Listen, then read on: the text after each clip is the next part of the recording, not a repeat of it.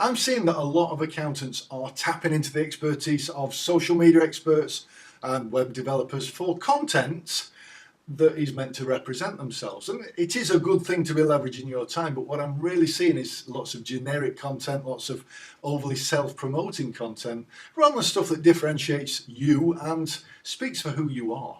So I've got a couple of tips for you, because I believe there has to be an in-between.